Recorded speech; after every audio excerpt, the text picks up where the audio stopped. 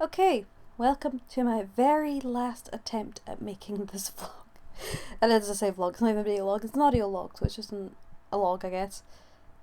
And it's gonna be partially me rambling and partially me telling you about the place that you see in this image here, where you can see that some things are labelled.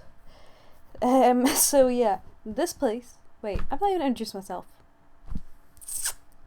Hi, I'm Kai McTrash. Welcome to my channel. Welcome to my video. I am an artist and writer. I guess writers are just artists, but I am an illustrative artist and writer. And I am slowly creating my own world. It has been 8 years in the workings, lots of up and down, lots of completely rebuilding from the ground up. But currently I am very happy to start moving forward with what I have. And I want to talk you through it. So, I guess first and foremost, you might notice this big place where it's like below a certain area, it's just desert, above a certain area, it's grass. This has a big old cut on it, which has the words, in my very hard to read handwriting, destroyed demon homeland. And being destroyed implies that someone destroyed it, right? Somebody needed to destroy this homeland for some reason. And that reason is that the demons are terrible. This planet is completely created and ruled over by several demigods and gods who have been rejected from their own planet projects, who have failed their own planet projects, or who have broken rules and regulations for gods. This universe is filled with different planets raised by different individual gods, but this is essentially detention for unruly gods, and that caused a lot of problems because the more people who are creating and running parts of the world, the more people there are to fight one another. So let's get into some of those people. The demons, they're very much demigod material. They come from another god who died and whose blood dripped on the earth and grew the creatures known as the demon elders. And these creatures are a very typical demon. They've got horns, some of them have them satyr legs, some of them are monstrous. They're just demonic creatures, even if it wouldn't be the correct word on this planet since demons exist in our planet.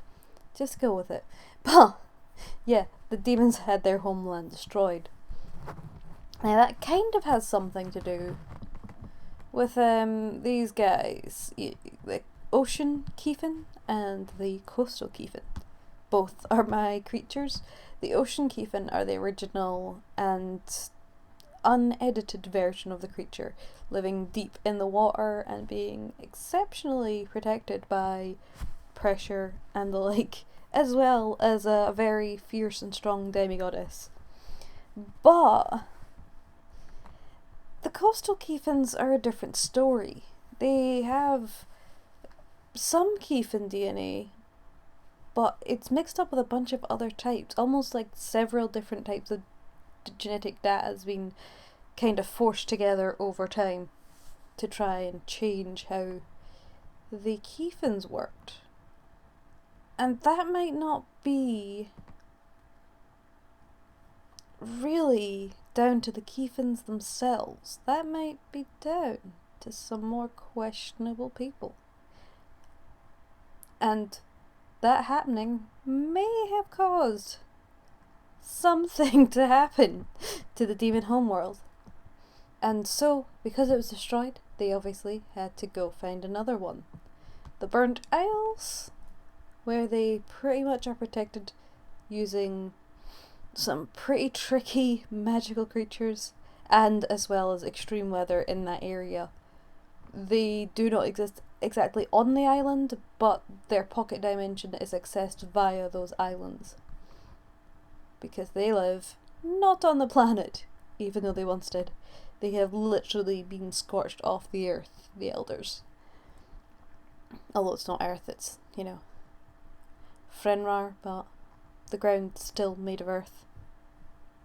If if that makes sense. So, we have those good guys, the demons, we have some Keithans explained, we have other guys mentioned, but they're not super important. We did mention the Mages College up here a little bit without actually referring to them.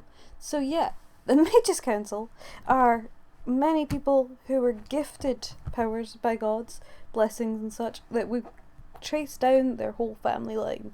This means that there are people who are exceptionally adept at using magic, even with minimal training. And they are the Mages College. Because they are so adept at minimal training, when they are taken on and start studying, they adapt extremely fastly and extremely proficiently. But things that there have some pretty tight rules, and a lot of people don't really feel comfortable being there. And one of our main characters will have actually quit from working and living there for a completely different job, which would seem worse, but seems to work out for him better. He seems to prefer it. They may be the best at enforcing rule and order, but because they just get to be judged, jury, and executioner, it's not all that kosher. It's pretty unkosher, to be honest. And they rule over many of the other races in one way or another, such as the Cathsi. So, we have these guys mentioned in 3 places. The Cathsi Kori homeland, which is an icy land. The Cathsi Skog homeland, which is like a sort of jungly bog homeland. And we have another one, don't we? Am I forgetting? No, it's just those 2. I guess I've just not written in the other ones yet. We also have the Fleetfoot, as well, the Cathsi Skog. Didn't even mention what they are. They are humanoid cat/feline-like creatures, completely covered in fur, and with digilegs. They are pretty hardworking. They've moved continent to continent after making agreements with other groups and races to exchange land or allow temporary or permanent living there.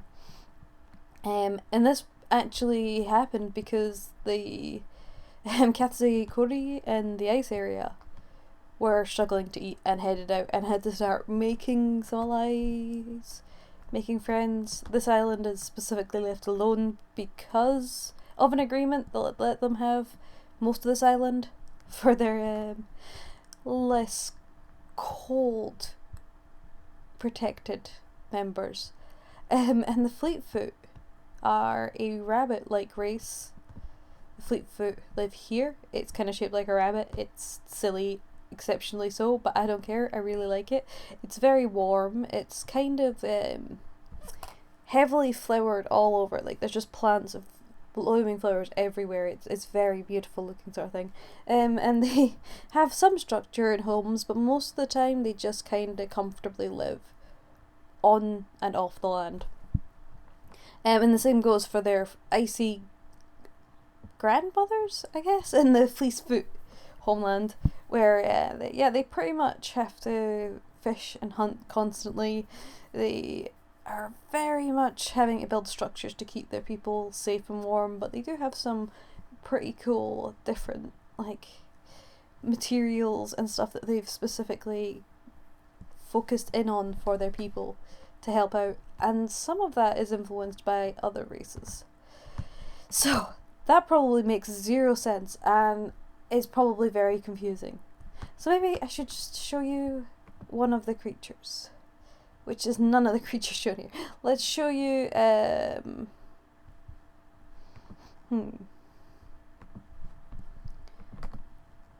one of the demons.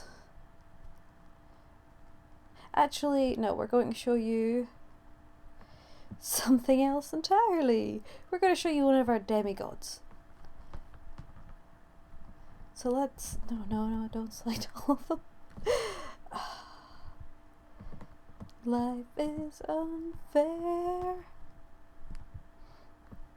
Come on, just drag the one image over. That's all I need you to do. There we go. So here we have a demigod named Elvira. I recently uploaded her full story onto Divine Art. Well, not her full story, her full backstory onto Divine Art with this image. And as you can see, she is humanoid, but not a human. She's deer-like. She looks pretty much like a deer person, but her actual physiological body is made of like moss, wood, rocks, layered and softened out, collecting hair from other animals, and plants that naturally grow within her pretty much hold everything together, including up to like her horns.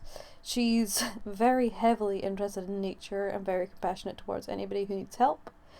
And that's kind of because her dad spent most of his time focusing in on seeing visions whilst high rather than actually participating in the world. And she decides to say, nah, I'm going to go participate in the world. And she does. And yeah, she's going to be part of this journey as we discover more about what's going on with the demons, what's going on with the mages, how the different races have to balance things. But we have Elvira here, a goddess, not one of the races, but still someone pretty cool. As well as her, we have one of the Keefins. So, this is a coastal Keefin.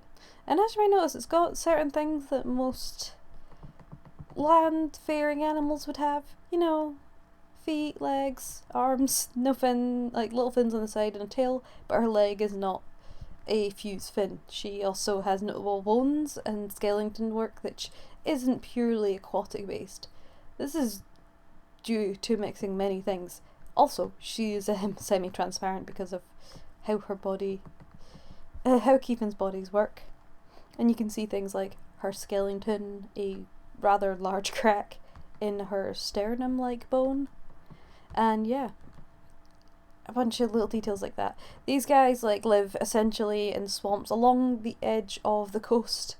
They also live on the beaches and sand as long as there's like nice deep water pools all around for them to kind of relax into at the end of the day. Like when you come home and you want to watch a movie and you just put it on and have a can of cola. That kind of feel. So yeah, she is a particularly interesting one because that scar on her chest is from a experience where she literally died and was revived by one of the demigods.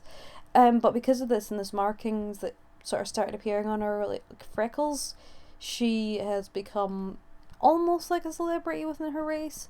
But it's also very complicated because there's a lot of back and forth arguing about the gods, the goddesses, and how they abandon certain members. And Keefins have struggled, so some of their members really ain't having it, you know? But luckily for Keefin, Shihosu, she has got like pretty much all the time to do what she needs to do.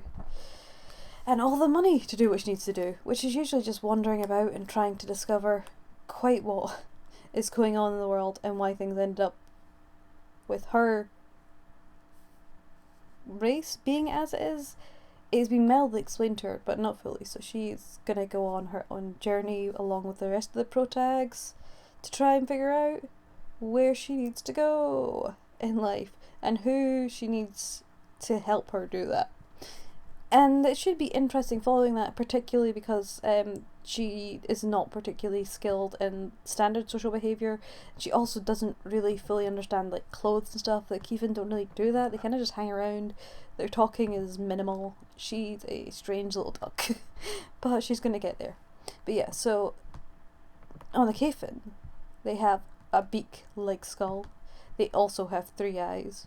The C1's eyes are a little bit smaller, and these antennae glow whilst in the dark, which works exceptionally better in water.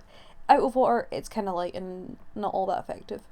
These fins are pretty much just decorative. They don't have a proper function in the body, but for some reason they're associated with a higher fertility rate the longer that they are.